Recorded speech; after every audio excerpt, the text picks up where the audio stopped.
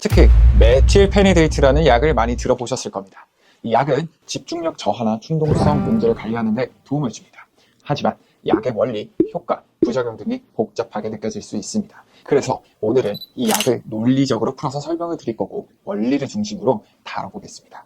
메틸페니데이트는 1950년대에 처음 개발됐습니다. 당시 리탈린이라는 이름으로 알려졌습니다. 이 약은 ADHD 증상을 관리하는 데 큰 변화를 가져왔죠. 그 긴 역사를 보면 이 약이 얼마나 발전했는지 알 수 있습니다. 현재는 다양한 제형으로 나와 있습니다. 예를 들어 콘서타, 메디키넷 같은 약들이 있습니다. 이 약의 기원을 알면 약의 발전 과정을 이해하기가 쉽습니다. 콘서타는 12시간 동안 지속됩니다. 하루 종일 효과가 필요할 때 유용하죠. 메디키넷은 6시간 작용으로 중간 옵션입니다. 제형 선택은 생활 패턴에 따라 달라집니다. 예를 들어 학교 시간만 집중이 필요하면 리타리를, 하지만 하루 종일 필요하다면 콘서타를 고려하는 게 좋습니다.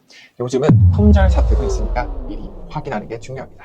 이렇게 제형별 특징을 알면 선택이 쉬워집니다. 메틸페니데이트는 어떻게 작동을 할까요? 이 약은 뇌 화학 물질에 영향을 줍니다. 특히 도파민과 노르에피네프린 농도를 높입니다. 도파민은 집중력과 보상체계에 중요한 역할을 합니다. 노르에피네프린은 주의력과 반응성을 조절합니다. 이 약은 뇌에서 이 물질들의 재흡수를 막습니다. 그래서 신경 전달이 더 활발해집니다. 쉽게 말해 뇌가 더 깨어나는 느낌입니다. 이 과정을 통해 집중력이 높아지고 충동이 줄어들 수 있습니다. 혹시 뇌에 무리가 가지 않을까 걱정할 수 있습니다. 하지만 연구에 따르면 적정량 사용 시에 안전한 물질입니다. 이 원리를 알면 약의 효과를 더 잘 이해할 수 있습니다. 물론 메틸페니데이트에도 부작용이 있습니다. 가장 흔한 부작용은 식욕 저하입니다. 밥을 잘 안 먹게 되는 경우가 많습니다. 불면도 자주 나타나는 문제입니다. 밤에 잠을 못 자는 경우가 흔한 경우입니다. 두통도 흔히 보고되는 부작용 중 하나입니다. 하지만 시간이 지나면 적응되는 경우도 많으니 무섭게 느껴질 수도 있으나 관리법을 알면 훨씬 더 나아질 수 있습니다. 이제 부작용 관리법에 대해서 자세히 알아보겠습니다. 부작용을 줄이는 방법이 있습니다. 식욕 저하가 있다면 간식을 자주 챙겨보세요. 작은 양이라도 자주 먹으면 도움이 됩니다. 불면이 있다면 약 복용 시간을 조정해주세요. 아침에 약을 먹으면 밤에 잠을 더 잘 잘 수 있습니다.